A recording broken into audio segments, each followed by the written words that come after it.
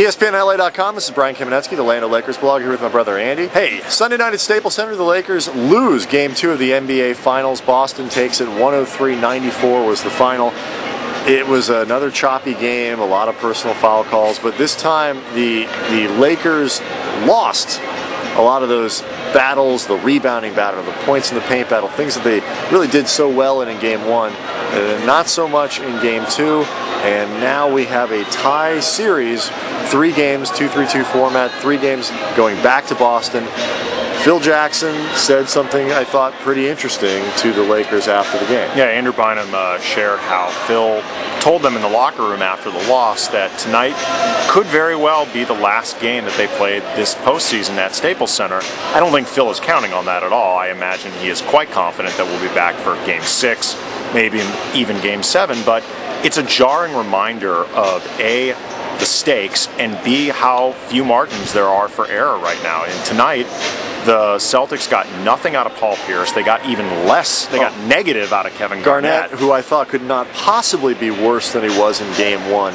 Came back in Game 2. I'm looking at it. Foul trouble all night. 6 points, 4 boards, 5 personals. Yeah, that's not good. That's not going to. Whatever motivation people thought might have come out of Pau Gasol's comments. Really rip him in between. Do something. At this point, he should say that he's, I don't know, what's less than a jump shooter. Yes, I don't know. But he shoots granny style, maybe. But it's interesting to look at. You know, Garnett didn't do much. Pierce was very quiet, and the Lakers, they got great performances out of Pau Gasol, Andrew Bynum. They combined for 47 points, 13 block shots.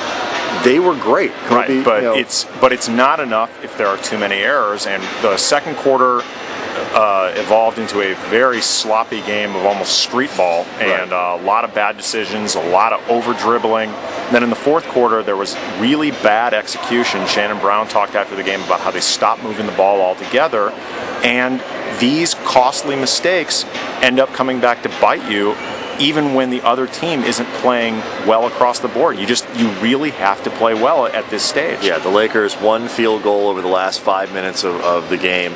You know, Rajon Rondo, he hit a 20-footer, the kind of shot that he's missed over the course of his career, the kind of shot the Lakers and other teams dare him to make. He stepped up and made it. The Lakers could not make similar types of shots. Kobe 1 for 5 down the stretch. It wasn't necessarily his night. So going back to Boston, I think there are a lot more questions about this series than answers. It's going to be very interesting to see what happens in Game 3. Short turnaround, Tuesday night. Obviously lots of coverage here on the Land of Lakers blog. But Andy will be getting on a plane tomorrow to fly to Boston and tell you all about it.